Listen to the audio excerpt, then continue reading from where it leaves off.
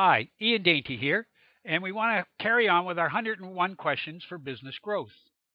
Today is question 18, and it follows on about the online marketing we've talked about before.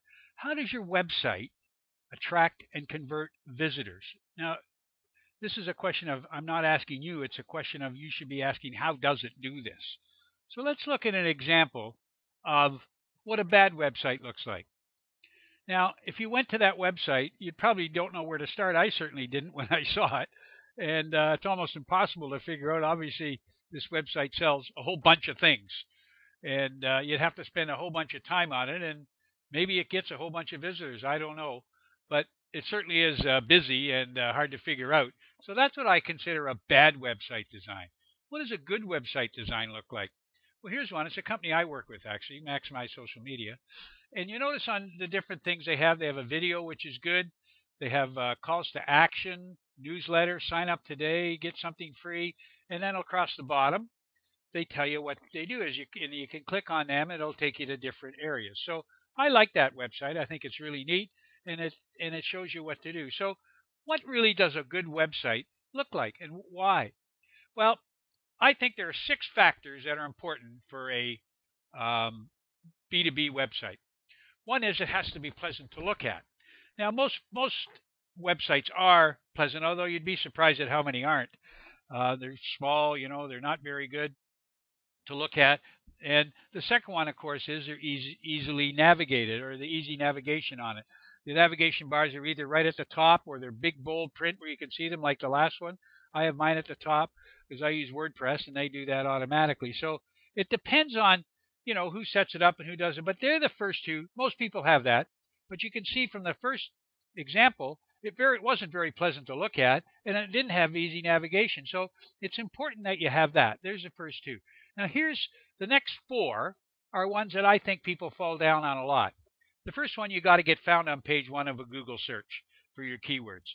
And Google has changed their algorithms now so that social media, it plays a big part in getting found in what they call search engine optimization. You still need to optimize your website for keywords, obviously, but you need to get found. So there's different things you have to do. And I find that most people who say they're SEO experts, and I type in a name for them, and I can't find them at all. So you got to be careful about who's an SEO expert and who isn't. You got to get found on page 1. Like 85% of people don't go past page 1.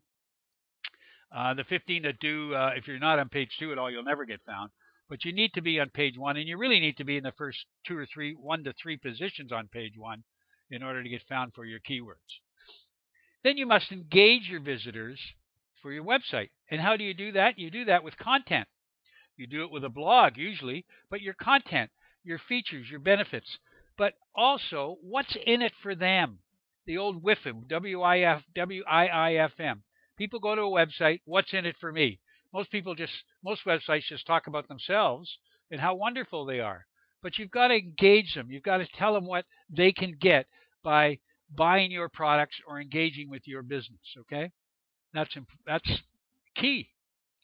You must show your reputation through things like social proof and authority. But social proof is a big one, which, of course, is case studies and testimonials. I'm surprised how many people don't have case studies. Some have testimonials, but very few people have case studies, and very few have testimonials. And if you do have them, they're buried somewhere. People buy, I think the rule is well over 90% of people buy from what other people say about you. It's your reputation that counts. Okay, not necessarily how you do things, but your reputation. So you need case studies and testimonials, and they have to be done properly. They need numbers in them. So there's a way to do that, and most people don't do them properly either. The website is your most important marketing tool and platform. And in some respects, your most important marketer. So you need to have these things. And the last thing, you have to collect contact information from people when they come to your website. And there has to be some way to do that on every page through a download of a white paper or a guide or a free trial, an audio or a video, something that says, hey, let me tell you about how to, what are the 6 ways rather that factors you should have on a website. Download my white paper and I'll talk to you about them. That kind of thing. So that's what you need to do. A white paper isn't a brochure, by the way. It's a guide that helps people do things better. So, and for order them to get that, they got to leave things like their, and don't get too much information. All you need is their email address, sorry, their name and their email address to start, possibly their company, but maybe you can get that from their email address. But that's to start the conversation with them. If you remember from yesterday's email, uh, people are over 50% of the way through their buying process by the time they get to you. So you want to get that information as quickly as you can so you can be number one on their minds. Okay? They're important. You must have these things on your website. So that's question 18. What does a website look like? And for questions, again, please email me or call me from the contact information below. And we look forward to seeing you next time. Take care. Bye bye.